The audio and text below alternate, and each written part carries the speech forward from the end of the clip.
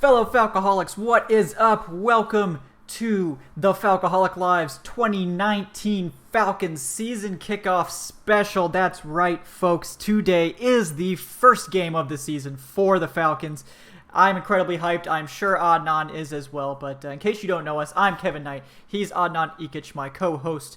And we are excited to be here today to talk a little Falcons football, get you guys properly hyped up for today's game. But before we get started, as always, need to ask my co-host, Mr. Adnan Ikic, how he is doing. So how are you today, Adnan? Oh, I'm doing fantastic. It's the best day of the year, the first football Sunday. It's all been leading up to this. We've been waiting for it for months, and my mood will possibly change depending on what happens in these next 4 hours or so. Yeah, pending outcome, all of this is liable to change. We might be 100% out on the team, in 2 hours. No, I'm just kidding. But yeah, DEFCON 1. Yeah. It is DEFCON 1 if we lose this. Yeah, the season's on the line. It's hashtag draft takes ready to go. Get the mock drafts ready to roll. Get the mock drafts ready. Yeah. If we're losing at halftime, get the mock draft ready. Yes, exactly. Tank for Tua. Yeah, tank for Tua, exactly. Get that bum Matt Ryan out of here. But Solaire, Don, thank you guys for tuning in. I know there's a bunch of other folks in here as well. So if you're tuning in for the first time, welcome. This is a special thing, these pregame shows. We do a postgame every week and also a weekly show, but the pregames we reserve for very special occasions, and this is one such occasion. So, Adnan, let's kick this off. Let's talk a little inactive list first, in case you guys haven't seen it yet. So the Falcons inactives this week, 2 running backs. So both Brian Hill and Quadri Olison, both inactive, as well as guard Jamon Brown, which I think surprised some folks. In addition, Olamide Zaccheaus, the undrafted receiver, Matt Gono, who was hurt, rookie cornerback Jordan Miller, and defensive tackle Deidrin Senat. So, Adnan, I'll let you kind of start wherever you want with that list. Anyone that surprised you or anything that you want to touch on there?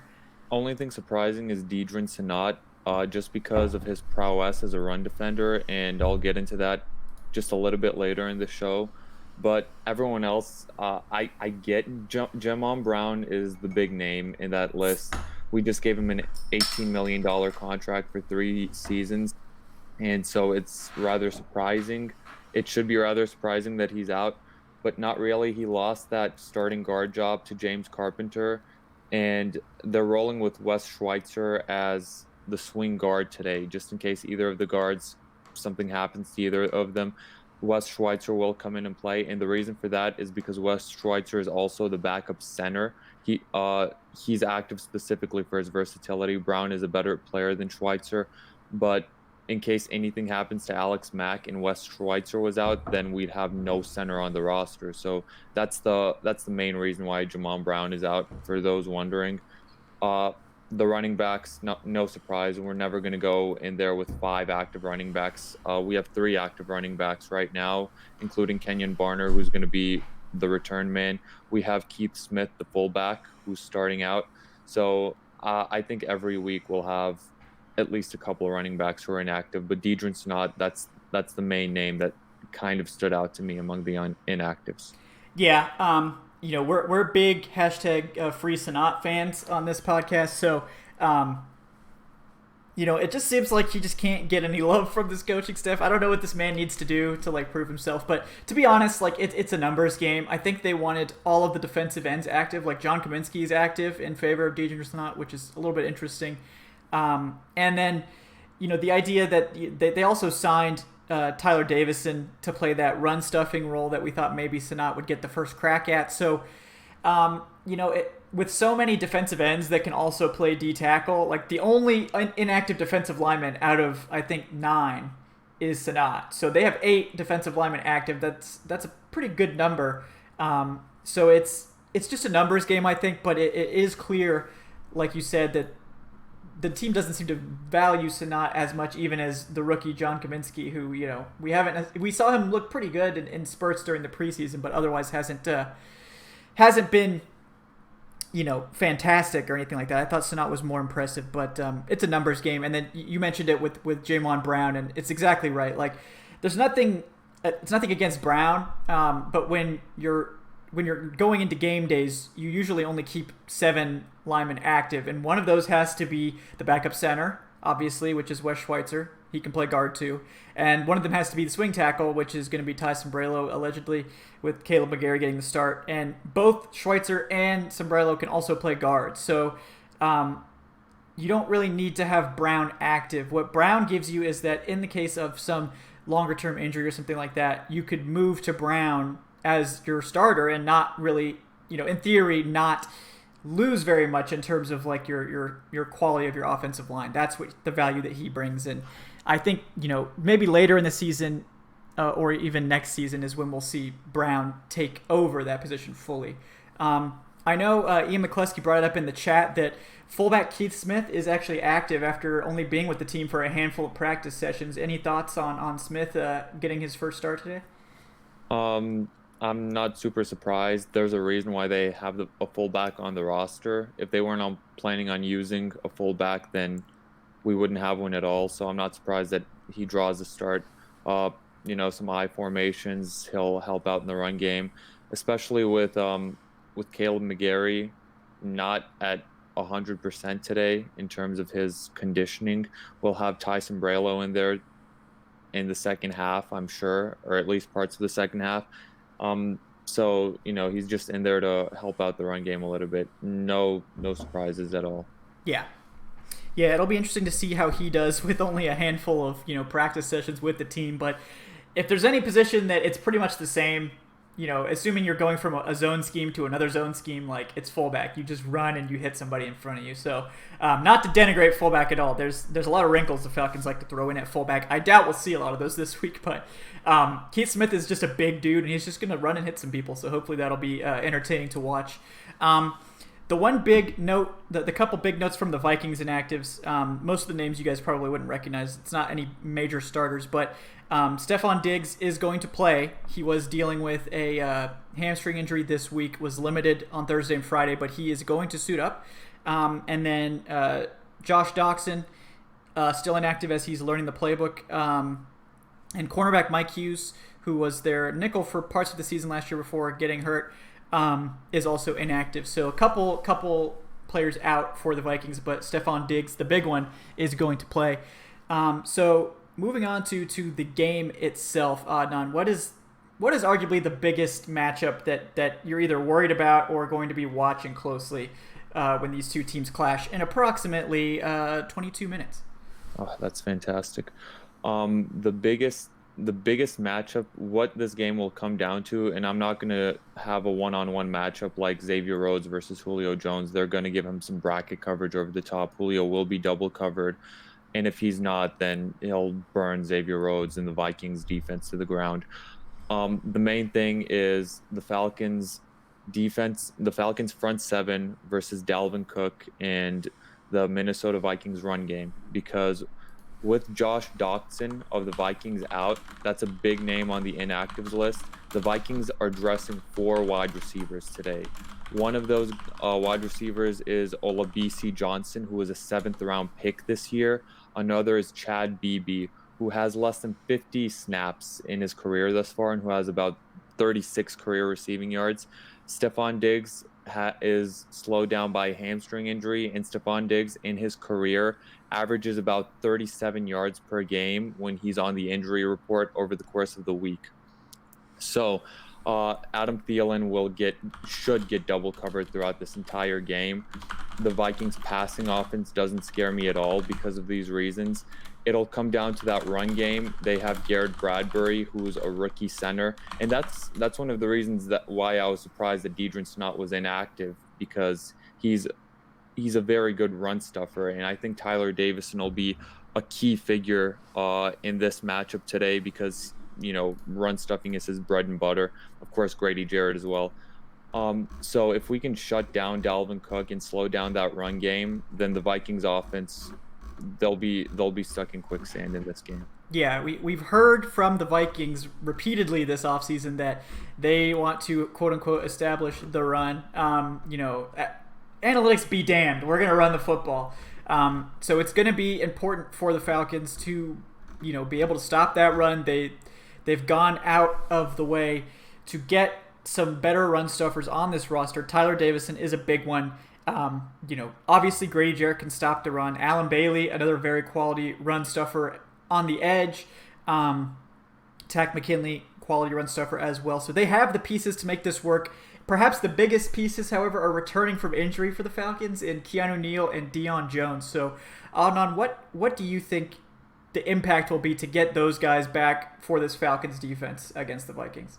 Oh, it's massive. Those two guys are the heartbeat of this defense, along with Grady Jarrett, of course. They're superstars at the second level and the third level of the defense, and they are two of our most important players at run defense specifically. The Atlanta Falcons' run defense absolutely falls off a cliff when those two guys aren't in the lineup, and so does the passing defense, in fairness. But, I mean, those two guys, Keanu Neal is a specialist at stopping the run. Deion Jones just does everything at the second level. He's quick enough to keep up with Dalvin Cook in terms of foot speed. So, I mean, I can't understate the value and the importance of having these two players back, and they take this defense to a new level completely. Yeah, it's going to be really exciting to see those guys out there. Like you said, I mean, Ricardo Allen, too, like we shouldn't, gloss over him. He is one of the biggest mental leaders of this defense, in addition to being a quality coverage player and one of the most technically sound tacklers on the roster. Ricardo Allen's, his mental leadership, along with Deion Jones, too, like those two guys, when the Falcons don't have them, like you can just tell the defense isn't running smoothly, like guys are questioning their assignments, and it's going to be really important to have those guys back. And I'm hoping we're going to see this defense, impress early. They're probably going to give up their, traditional, like very bad first drive. But that's normal. Don't panic after the bad first drive. That's the thing that happens. Yeah. I'm waiting for the fiery hot takes after that first drive where the defense looks like shaky. I think that they're going to end up having a good game in this one. But it's going to come down to the Falcons' offense, like it always does with this team. And it's not because hopefully the defense is bad, but because the Falcons' offense is so good. At least we hope so. And touching on something that we just got confirmation from Vaughn McClure, it appears that Caleb McGarry is getting the reps with the starters in the pregame workout. So he's taking the first reps at right tackle with the offensive line during pregame warmups. So it looks like rookie Caleb McGarry will get the start, which will officially give the Falcons the all first round offensive line. Adnan, how do you feel about that going into this game? I'm nervous. I'd feel better if Matt Gono wasn't hurt, because Matt Gono just impressed throughout the entire preseason. Maybe he was the most impressive offensive lineman in preseason. Caleb McGarry, it's nothing against him, but his conditioning will most likely not let him go through all four quarters, and he's just being thrown into the fire against, I think he's lining up against Danielle Hunter in this game. Yep. So, I mean, that's one heck of a first test in your first NFL game. I think McGarry is going to be very good for the Falcons, but maybe not today. Today I'd temper expectations on that right side, but they'll give him help. They'll put a tight end over there. The running back will chip block here and there, so he won't be out there on an island alone against Danielle Hunter. No, and I suspect that we're going to see a lot of multiple tight end sets for the Falcons in this one. Try to stress out the Vikings linebackers if possible. We know Eric Kendricks is a pretty good cover man, but Anthony Barr, not exactly a fantastic coverage linebacker, even though he's a good pass rusher. Who's their new strong safety? I forget the guy's name. I know they have Harrison Smith, obviously, who's elite. I forget who their other safety is now, but Sendejo really fell off last year. Now he's playing elsewhere. Anthony Harris. Yeah, Harris. And so I that's a matchup that I think the Falcons are going to look at going after with Austin Hooper. And we'll probably see a lot of Luke Stalker as well. Chip, helping out on that right side of the line, but they're going to depend on Jake Matthews a lot to try to hold up and by himself over there on the left side. And I think we have a lot more confidence in Matthews' ability to pass protect at a high level than McGarry. But I'm really interested to see how McGarry does in this one, because he does have that kind of unconventional pass protection technique. It's very aggressive. And if you haven't gone up against that as a defensive lineman, it can kind of catch you off guard. So I wonder if early in the game we'll see McGarry have a lot of success, and then if someone like Danielle Hunter, being an elite player like he is, kind of catches on and starts to try to take advantage of that. So very excited for that. I know Soler is pointing out, that he's concerned about the potential for flags with our rookie guys. And I certainly see that concern. The NFL refs are going to call holding more stringently than college, but I mean, not that much more. There's still tons of holds in the NFL that don't get called. So it's going to be loud in there. It's going to be a tough road experience, particularly week 1. So I'd be more concerned probably about their inexperience than their going from college to the NFL in terms of the penalties, but I could see that as well. Do you have any concerns about all the new players for the Falcons and how they're going to perform in this tough road game? I do. It's U.S. Bank Stadium is one of the louder stadiums in the NFL. It's one of the toughest places to play in the league, and it's week 1. They're going to be absolutely shaking that. They're going to be shaking that stadium. The Vikings fans will. So I mean, some miscommunication. We may see a delay of game or two here and there, just because, or we may see a timeout have to be burned because the play clock is running down. It's going to be a very tough environment to play in. Yeah, and something I do want to point out to people, because I know the McGarry conditioning is a big concern, is that McGarry was cleared to run shortly after his surgery, I believe within a week. He was just not cleared for any contact drills or anything like that up until the end of training camp. So his conditioning is probably not as bad as someone who, say, has been off the football field completely for 3 weeks. It's not ideal, obviously, but he's probably only missed, about a week or two of conditioning. So we'll just have to see. I don't think that Quinn would put him in the game if he was not at least serviceably conditioned, because then at that point you're risking injury and that sort of thing. It might be that, getting into the third and fourth quarter, he might be a little gassed, so they have some reload to go. But I think that we're going to see McGarry play the majority of the game, or at least we're going to see him get the opportunity to attempt that. So we all want, obviously Julio Jones got signed yesterday, in case you guys were living under a rock. I do want to touch on that contract briefly because it's very important, and then we'll get out of here. But what are your thoughts on Julio's contract, him being one of the highest guaranteed percentage of any non-quarterback? What are your quick thoughts on that? I don't know. It's super fair. $22 million a year for the contract extension. That's roughly around where I thought it would be. $2 million more a year than Michael Thomas. It's 3 years instead of 5 years.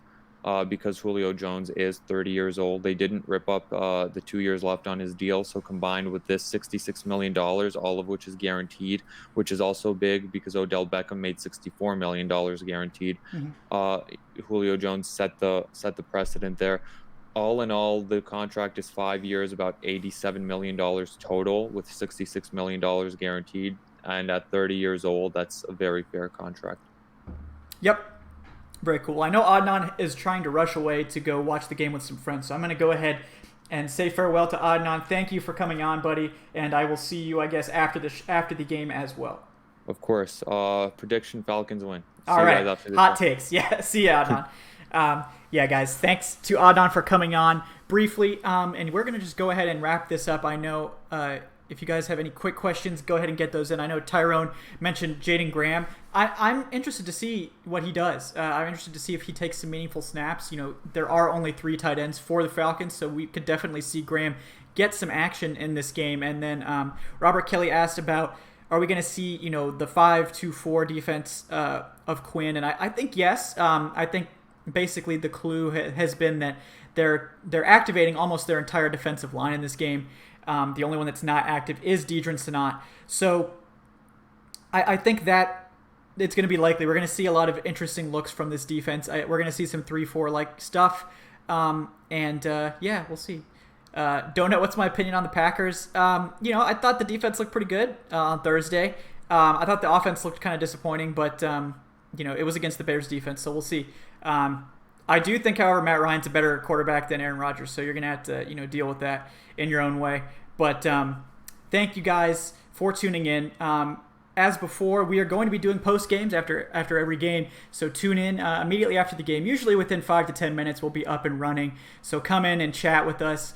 Even if we win, you guys should come. I know I know you guys seem to really like it when we lose. I think you like to watch me squirm, and that's fine too. But yeah, tune in if we win as well.